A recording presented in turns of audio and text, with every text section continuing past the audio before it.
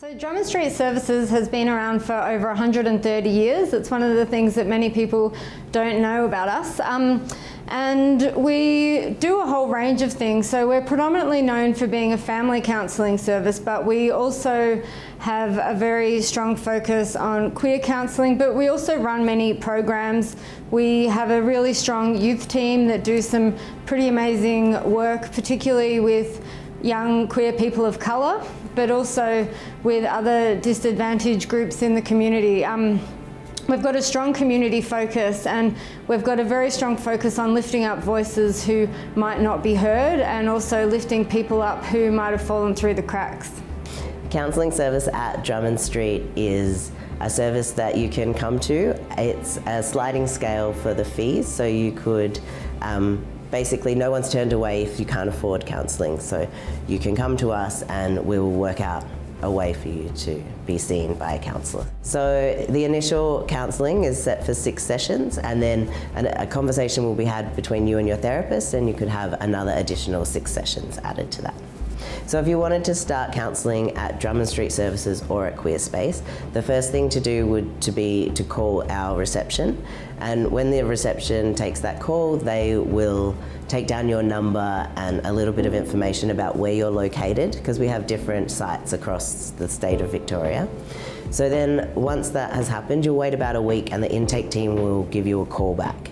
When the intake team call you, they'll ask a series of questions, so that might take between 20 minutes or half an hour. And those questions, they will determine what you're looking for in a counsellor, what services you might be looking for, and maybe if you have any other programs that you're interested in. And that intake worker will then be able to offer recommendations of programs that might be available that we have, or other places you could go to. And then they'll also determine what kind of counselling and what counsellor would be the best match for you. So there's a broad range of topics that people would come to chat about with their counsellor.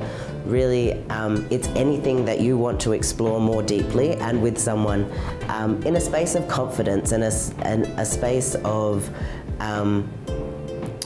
trust. So your counsellor will develop trust with you, and you'll be able to have that rapport, and then you can explore whatever topics you want. It's not limited, and you'll be able to discuss things deeply and in a confidential space. Hi everybody, we're down here on Christmas Day down in Flagstaff Park, which is just a great way to get the LGBTIQA+ community together, particularly those that don't have family and a bit of a loose end today.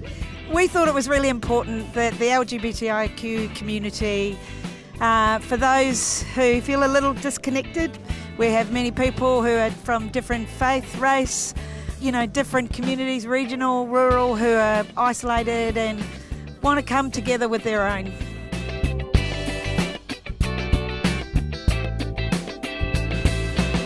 Today is a wonderful day. It's a great way to start Christmas, having our queer community to all come together, which is absolutely wonderful. Queerspace have organised this fabulous free breakfast for so many people in our LGBTIQA+ communities, and it's so nice to start the day with this community coming together and giving a place and a space for everyone to be.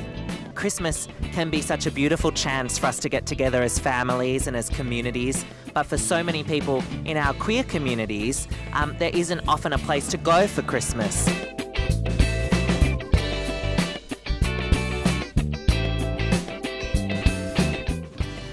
For me, it's just an opportunity to hang out with my friends and de-stress before the stress of family Christmas after this. This is me unclenching my muscles, and then I have to go straight to my parents' place and just clench them back up again. My parents have been pretty good, they just don't get it. And that's okay. They'll get there. They're trying. Obviously, as well as counselling services, we run programs, and many people actually find the programs useful because they're doing things together as a group, and it gives people a sense of community.